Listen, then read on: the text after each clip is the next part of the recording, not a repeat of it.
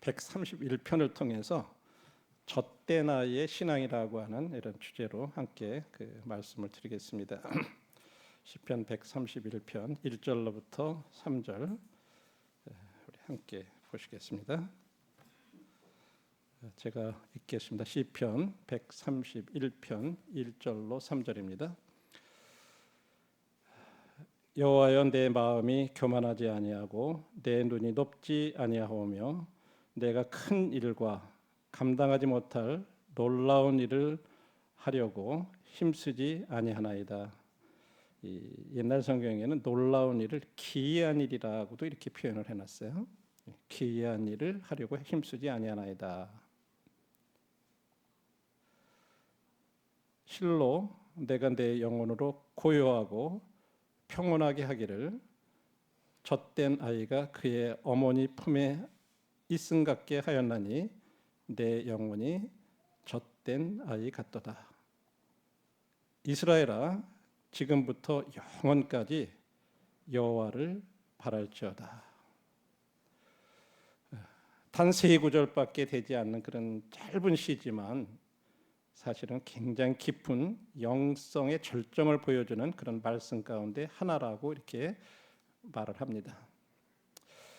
먼저 이 시편에 오늘 아침에 우리 윤재를 데리고 이렇게 나와서 엄마가 이렇게 안에 안고 있는 것이 오늘 이 말씀에 이 젖 먹는 아이죠. 윤재는 아직 그죠? 아직 젖된 아이가 아니죠. 젖 먹는 아이야, 그죠?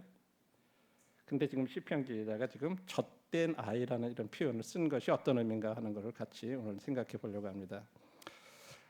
이 시편 130편 우리가 앞부분에 나오는 말씀은 우리가 죄의 깊은 구렁에서 이렇게 용서를 받았을 때 그 하나님의 은혜에 대해서 감사를 하는 그런 노래였다면 시편 131편은 그와 같은 하나님의 은혜를 경험한 성도들의 그런 내적인 그 평안, 그것을 노래하는 거예요.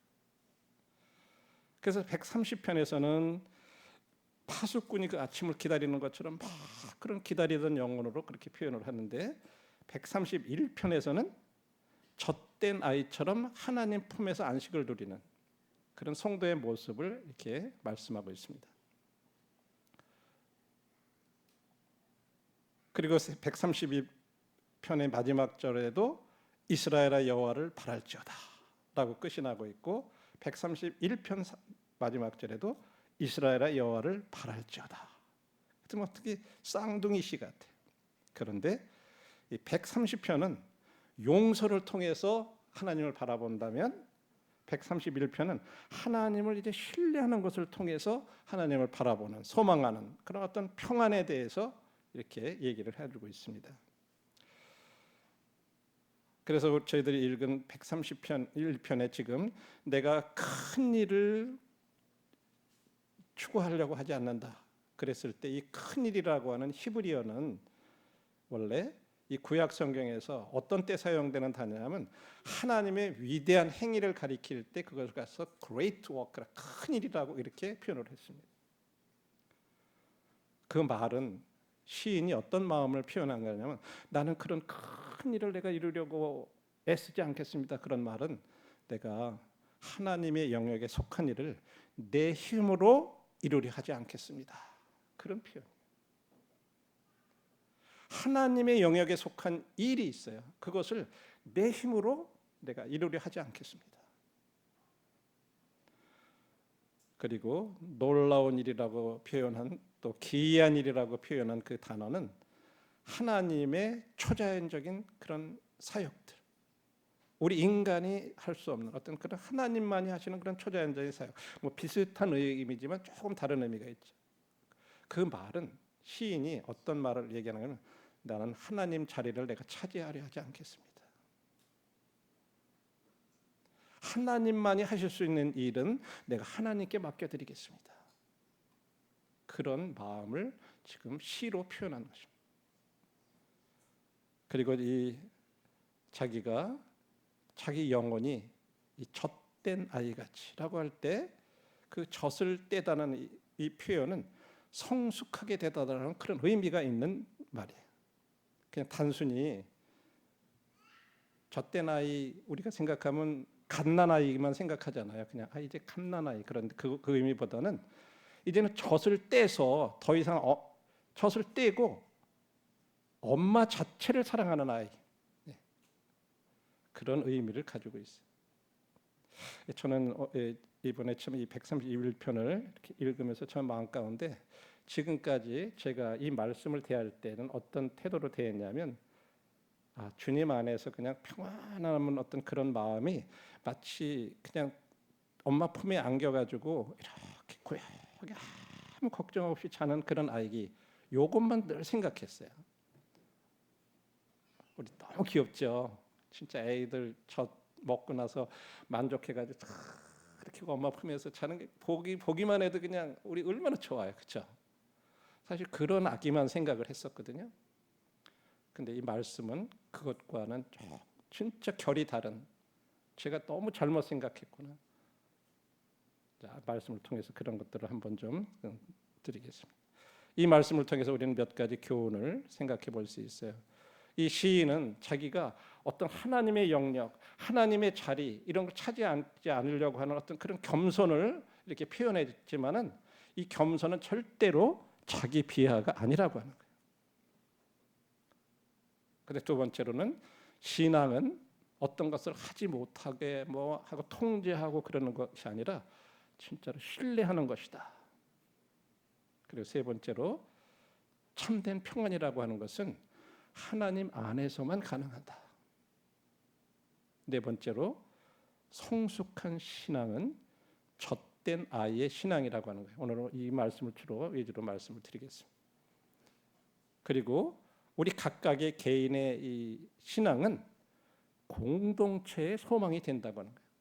다시 말해서 내가 주님 안에서 잘 신앙을 가지면 우리 전체가 이 공동체도 그와 같이 그런 소망이 있는 공동체가 된다고 하는 거예요. 바꿔 말하면 내 신앙이 뭔가 잘못되면 공동체에도 영향을 끼친다는 거예요. 자, 첫 번째, 겸손은 자기 비하가 아니다.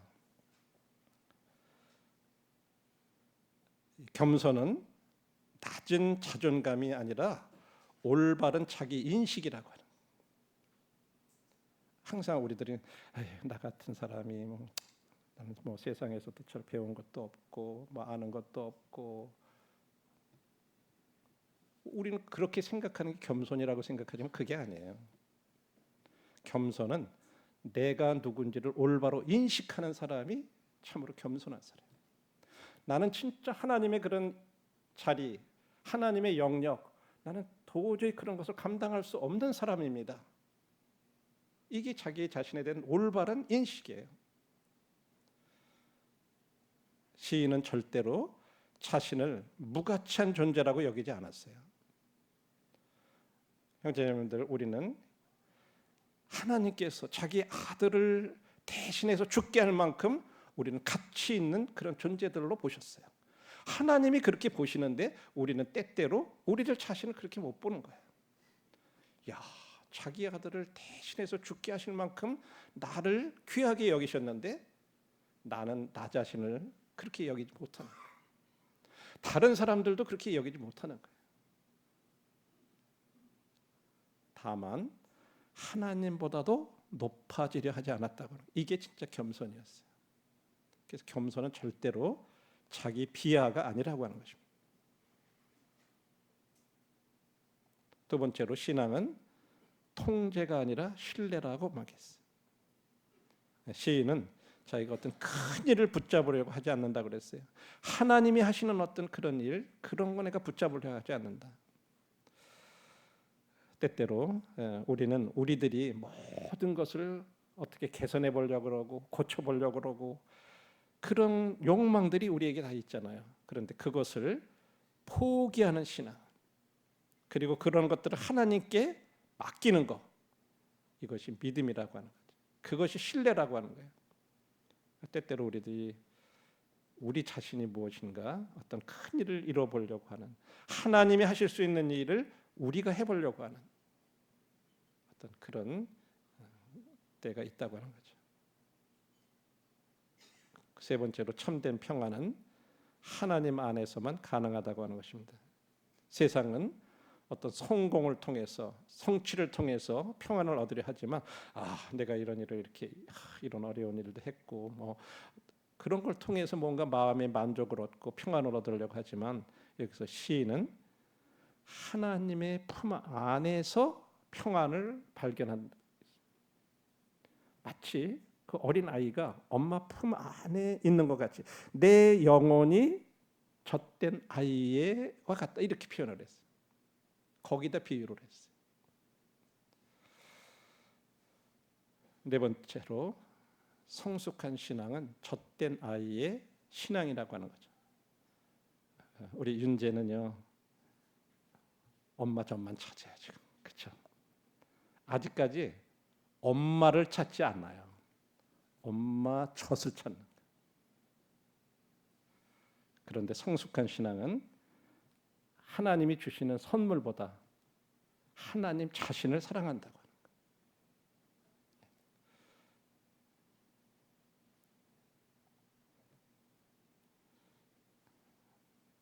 신앙생활을 이렇게 이제 오랫동안 믿고 생활을 하다 보면 종종 우리 자신에 대해서 이렇게 생각해 보게 하는 질문이 있어요. 난 진짜 하나님 사랑하는 건가? 아니면 나는 하나님이 주시는 것을 사랑하는 건가?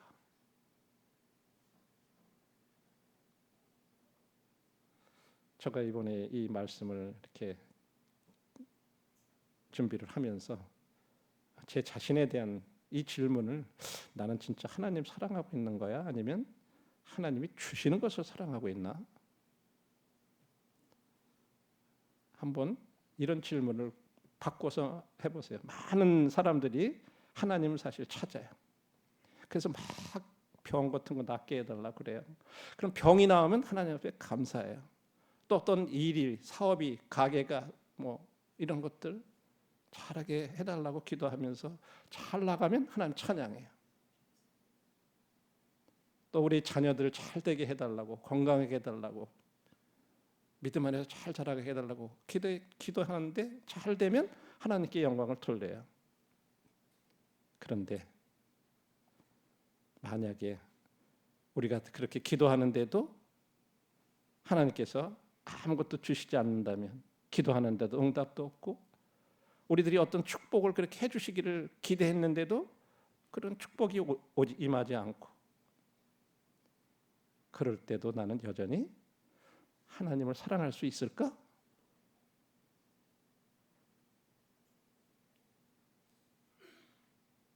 바로 시편 131편이 바로 그러한 질문에 대한 답을 우리에게 해주고 있다고 하는 것입니다. 그래서 시인은 이런 비유를, 그런 것들을 갖다가 내 영혼이 젖된 아이와 같도다 라고 이렇게 표현을 합니다. 오늘의 요절입니다. 132편 2절이 좀 약간 앞부분이 있는데 이 부분만 우리가 한번 암송을 해주시면 좋겠어요. 내 영혼이 젖된 아이와 같도다. 앞에서도 말씀드렸지만 이 젖된 아이라고 하는 것은 그냥 단순히 어린 아기를 의미하는 것이 아니라 젖을 이제 떼고 엄마 자체를 사랑하게 된 아이를 가리키는 거예요. 저는 이 표현이 참 달랐어요. 이것이 성숙한 신앙이라는 거죠. 그래서 그냥 젖만 찾는 그런 젖을 사랑하는 신앙에서 엄마를 사랑하는 신앙으로 자라는 거, 성장하는 거. 이게 성숙한 신앙이라고 하는 거죠. 축복을 사랑하는 신앙에서 하나님 자신을 사랑하는 그런 신앙으로 성숙하는 거. 이게 진짜 젖된 아이의 신앙이다. 갓난아기들은 엄마보다도 젖을 먼저 찾죠. 또 그러나 젖된 아이는 어머니 자체를 사랑한다고. 우리가 성경에 보면 이 욥과 아브라함과 또 신약에서 바울을 보게 되는데, 욥이 그런 젖된 신앙의 모습을 우리에게 보여주고 있고 아브라함도 그런 젖된 신앙을 우리에게 보여주고 있어요. 그는 이삭보다도 하나님을 더 사랑했다. 그리고 바울도 여러 가지 환난 가운데서도 그리스도만으로 만족했던 그런 것을 보여주었던 그 같은 좋은 예가 됩니다. 하나님은 그런데 때로 우리들로 하여금 이 젖을 떼게 하시는 일을 하나님이 하실 때가 있어요. 그걸 통해서 젖된 아이의 신앙이 누리는 평안을 우리들도 맛보기를 원하신다고 하는 거예요. 갓난아이들이 우는 이유는 간단하죠. 그냥 배가 고프기 때문에 우는 거예요. 그래가지고 막 엄마를 찾지만은 사실은 엄마 자체보다도 그것은 젖을 찾는 거예요. 그걸 어떻게 알 수 있을까요? 배고픈 아이들이 막 울어. 그때 엄마가 안 가고 젖병 해줘도 아이는 끝이는 거예요. 왜? 자기 배고픔이 채워지니까 그걸로. 그건 엄마 자체를 찾는 게 아니에요. 그렇죠? 배고픔이 해결되면 만족하는 거예요. 그런데 또 젖을 얻지 못하면 또 우는 거예요. 우리들이 하나님 앞에 많은 사람들이 이런 모습이 참 많은 신앙인들의 모습이 이와 같다고 하는 거죠. 하나님 앞에 우리들이 기도하는 이유가 있어요. 그건 뭐예요? 무엇인가를 얻기 위해서 기도하잖아요. 건강하게 해주시고 형통하게 해주시고 이 문제 해결하게 해주시고 나도 이렇게 마음 평안을 원하고. 물론 어린 아이들이 이렇게 태어나가지고 젖을 찾는 것은 죄가 아니에요. 전혀. 그런 것처럼 우리가 주님을 간 믿고 신앙의 초기에 뭐 그렇게 하는 것들은 자연스러운 모습이에요. 문제는 우리가 계속해서 거기에 머무는 것이 문제라고 하는 거예요. 기도가 응답되면 감사하고 응답되지 않으면 원망하고 축복이 있으면 하나님 찬양하고 축복 없으면 하나님을 멀리하고. 이것은 아직까지도 우리가 젖을 찾는 신앙이라고 하는 것이죠. 하나님보다도 하나님 선물을 아직까지도 더 사랑하는 단계라고 하는 것입니다. 여기서 특별히 다윗은 젖 먹는 아이가 그 품 안에서 평안한 거다 이렇게 얘기하지 않고 젖된 아이가라고 이렇게 표현을 하고 있어요. 젖을 뗀 아이는 더 이상 젖 때문에 어머니를 찾지 않는다.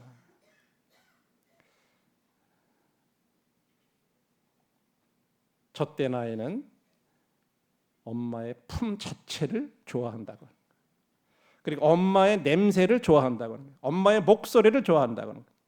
그리고 엄마 곁에 있는 것을 좋아한다고 하는 거죠. 이것이 젖된 아이의 모습이에요. 저는 이걸 생각하면서 내가 진짜 주님 품 자체를 좋아하고 주님 냄새를 좋아하고 주님 목소리를 좋아하고 주님 곁에 있는 것을 좋아했나? 그런 젖된 아이와처럼 내가 진짜 내 신앙이 그런 신앙인가? 다시 한번 깊이 생각했어요.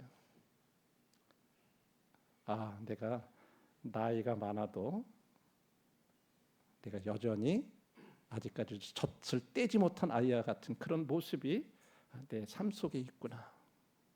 솔직하게 제 마음속에 그런 부분들을 주님 앞에서 이렇게 돌이켜봤어요. 하나님께 무엇을 받지 못해도 하나님 사랑하고 응답이 없어도 하나님을 사랑하고 고난 가운데서도 하나님 사랑하고 눈물이 있어도 하나님을 사랑하는. 왜냐하면 하나님 자신이 목적이 되었기 때문에 그렇게 할 수 있다는 거예요. 그것이 젖된 아이가 엄마 자체를 사랑한다고 하는 것과 같은 의미. 우리 앞부분에서 욥이 그런 젖된 아이의 신앙을 보여줬다고 하는 것을 우리가 살펴봤습니다. 욥기 1장을 이렇게 찾아보시면 그는요 하루 아침에 모든 것을 잃었어요. 큰아들 집에서 맏아들 집에서 형제들을 10명을 초대해가지고 잔치를 베풀었어요. 그런데 갑자기 한 종이 다가와가지고 저 스바 사람이라는 사람들이 갑자기 와서 이 짐승떼들을 막 다 13절에 보면 그렇게 얘기해요. 하루는 욥의 자녀들이 그 아들의 집에서 음식을 먹으며 포도주를 마실 때 사환이 욥에게 와서 이르되 소는 밭을 갈고 나귀는 그 곁에서 풀을 먹는데 스밧 사람이 갑자기 이르러 그것들을 빼앗고 칼로 종들을 죽였나이다. 나만 홀로 피하여 주인께 아래로 왔나이다.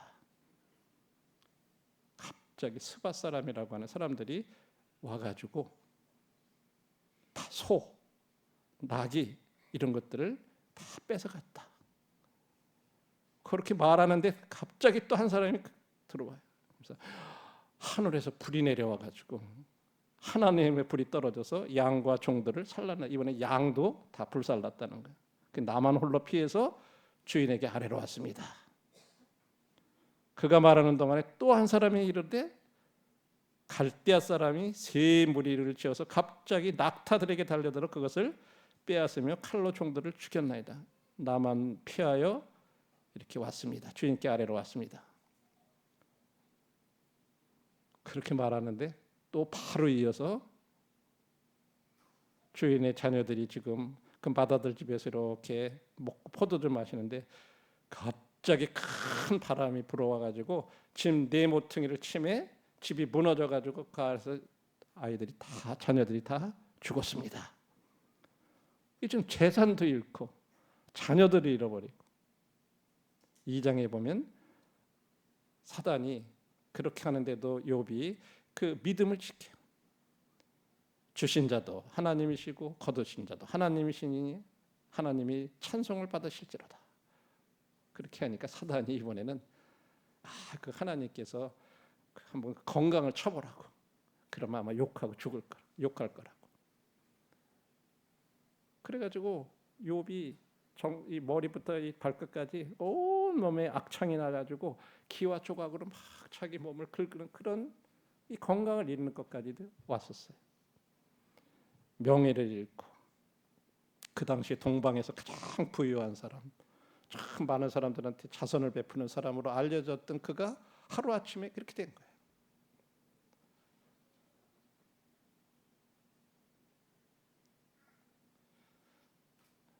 욥은 주신 이도 여호와시요 거두신 이도 여호와시니 여호와의 이름이 찬송을 받으실지로다. 그는 하나님이 주시는 선물보다도 하나님을 더 사랑하는, 만일에 욥이 축복만을 사랑했다면 하나님 신앙 버리고 떠날 수도 있을 거예요. 그러나 욥은 하나님 자신을 사랑했고 모든 것을 잃어도 하나님을 잃지 않았다고 하는 거예요.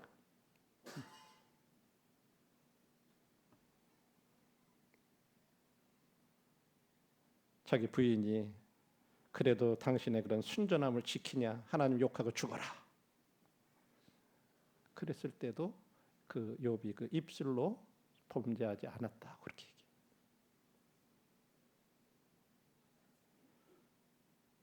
그다음에 아브라함도 마찬가지로 하나님께서 거의 100세에 얻은 아들을 갖다가 갑자기 너 그걸 제물로 바치라고, 네 아들 내 사랑하는 독자 이삭을 바쳐라.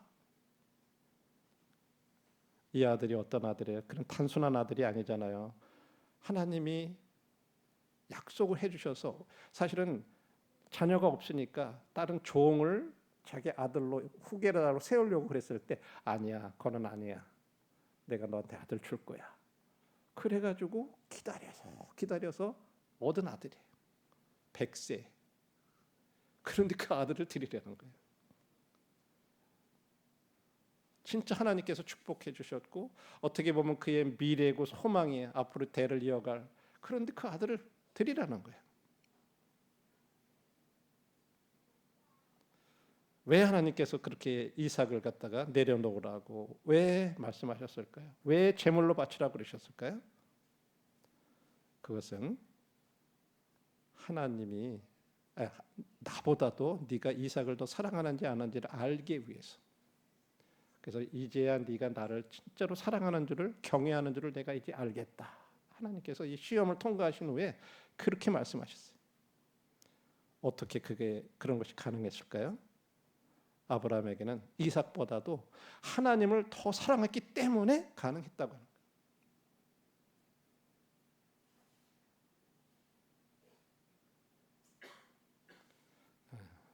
신앙은 결국 선택의 문제입니다.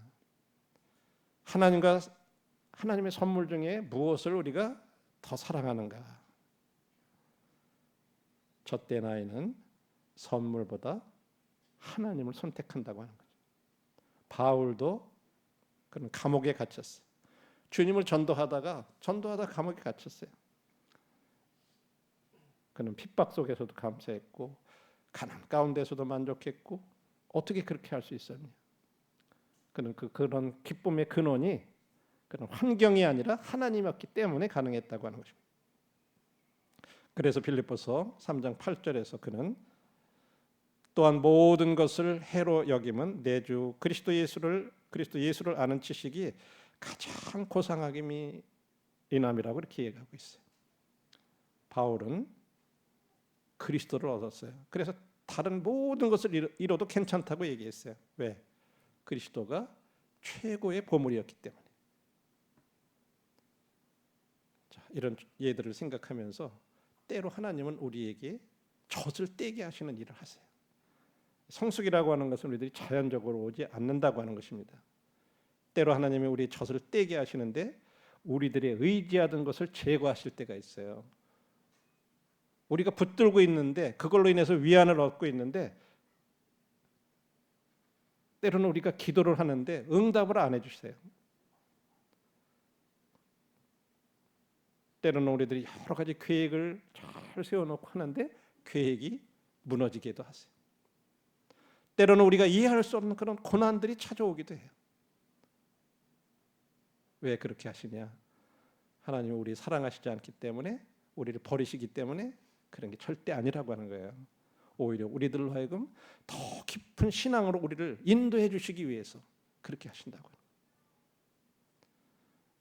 그러나 그런 젖을 떼는 과정은 우리에게 아픔이 있습니다. 그 과정을 통해서 그러나 아이는 성장하는 거예요. 젖을 떼지 않고 계속 젖을 먹는 아이들이 있죠. 늦게까지. 그거 뗄 때 젖 떼게 하기 위해서 엄마들이 옛날에 뭘 막 바르고 거기다 해가지고 먹으면 막 쓰고 그러면 막 애가 먹다가 못 먹 그런 식으로 해서도 젖을 떼게 하잖아요. 우리 어머니들 참 그런 경험 옛날에 하셨잖아. 애가 뗄 때가 되면 떼야 되는데 계속 안 떼면 엄마들이 강제로 떼잖아요.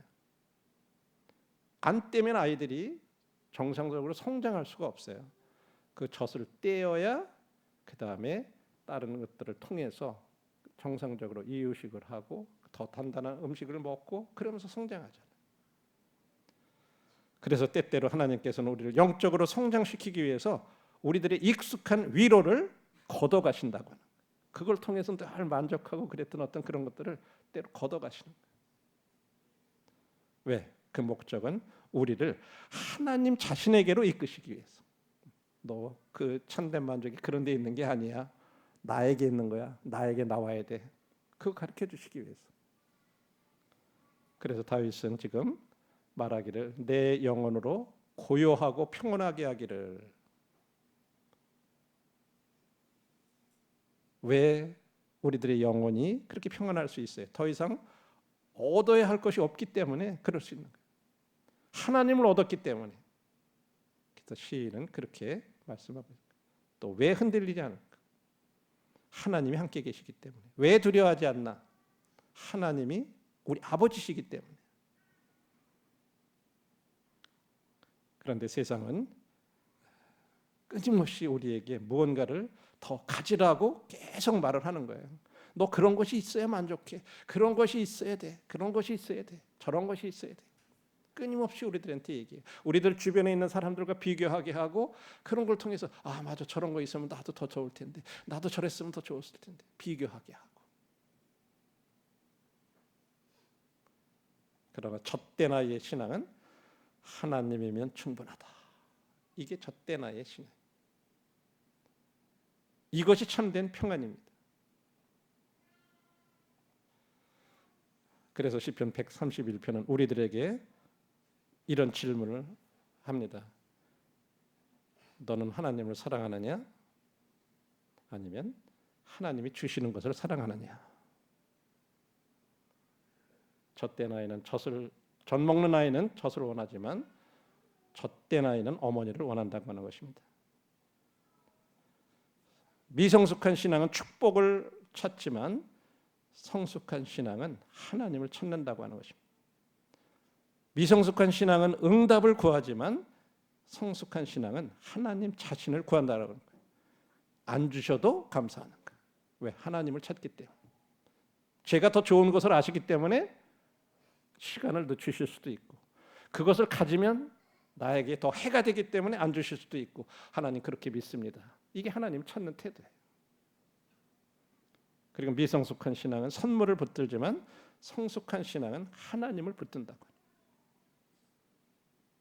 그래서 시인은 오늘날 우리들을 이렇게 초청하기를, 야, 이제 그 축복의 신앙을 넘어서 하나님 중심의 신앙으로 나와라. 선물을 사랑하는 신앙을 넘어서 하나님 자신을 사랑하는 신앙으로 나와라. 젖 먹는 아이의 신앙을 넘어서 젖된 아이의 신앙으로 성장해라.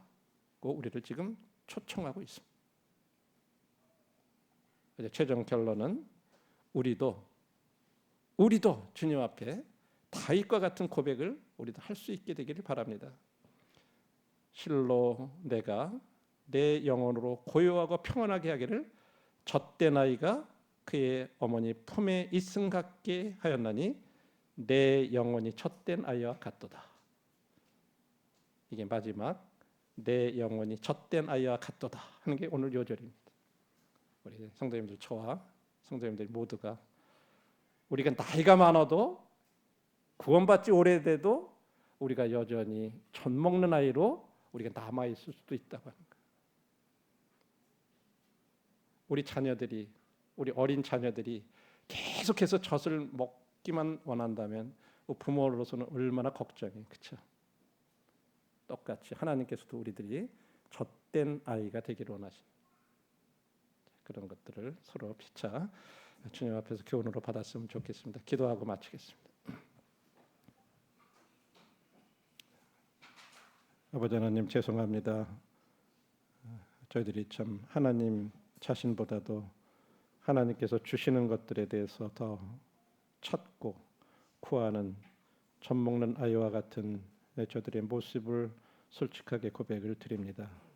저희들 도와주셔서 젖된 아이의 신앙으로 성숙해 갈 수 있도록 도와주시기를 원합니다. 예수님의 이름으로 기도드립니다. 아멘. 감사합니다.